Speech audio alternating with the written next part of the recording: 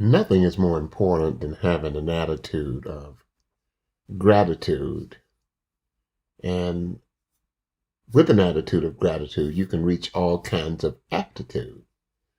We want to encourage you to join us today as we cover lesson 5 of our series on confident hope from the International Sunday School lesson.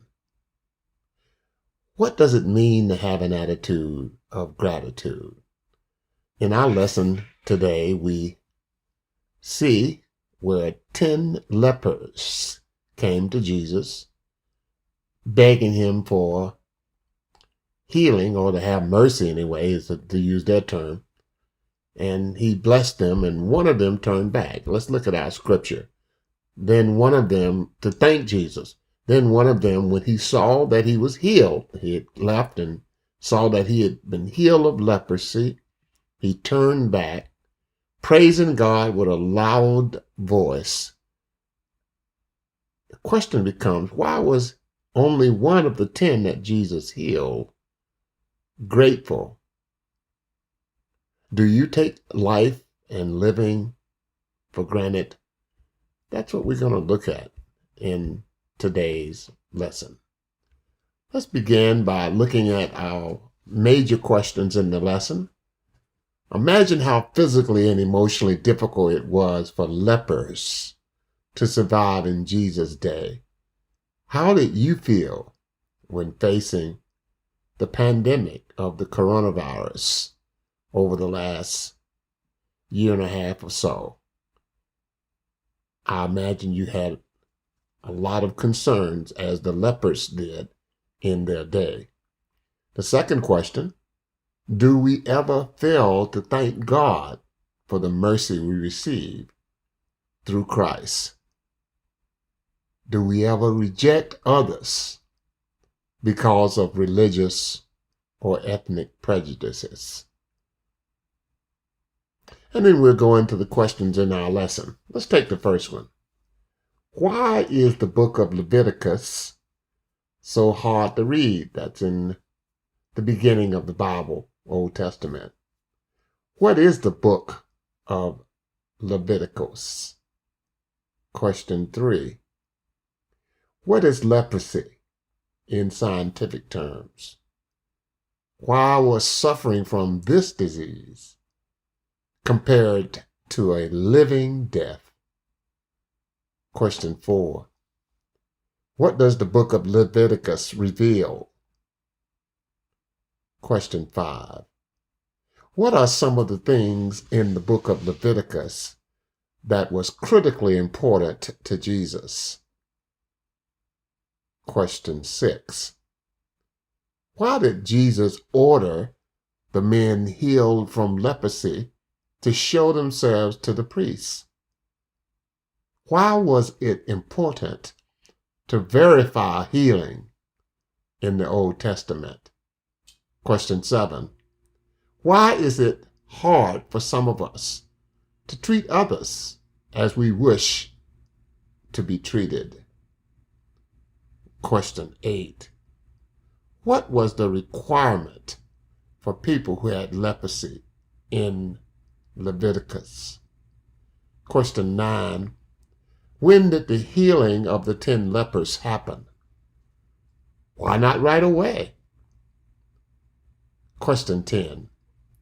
Who was the man who, after seeing he was healed, turned back and thanked Jesus?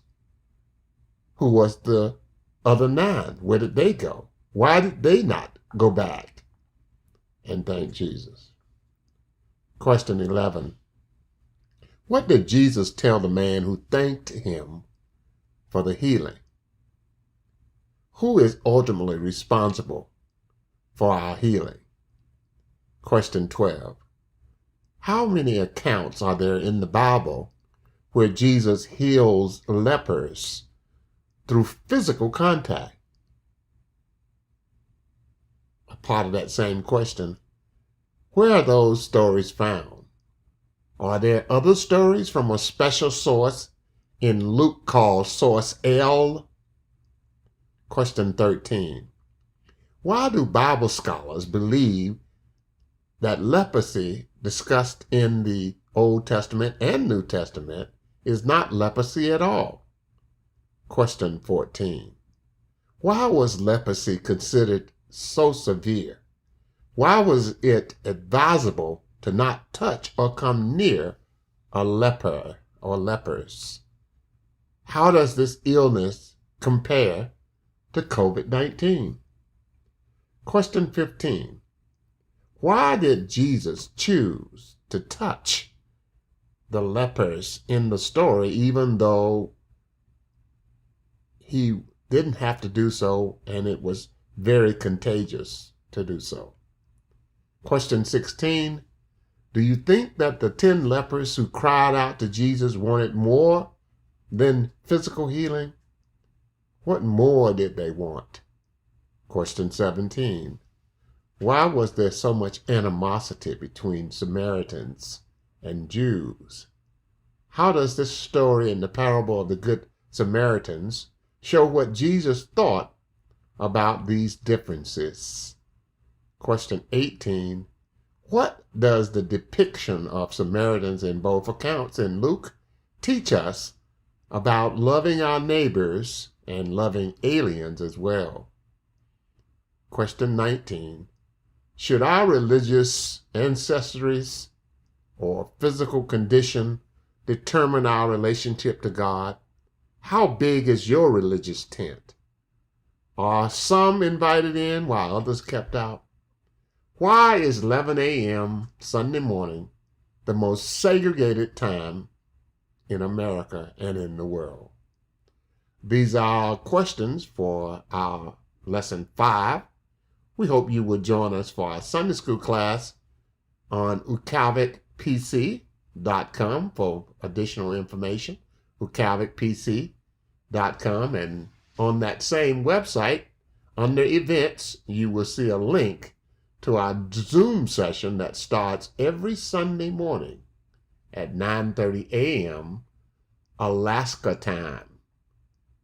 On the East Coast, it would be 4 hours later. See you next week.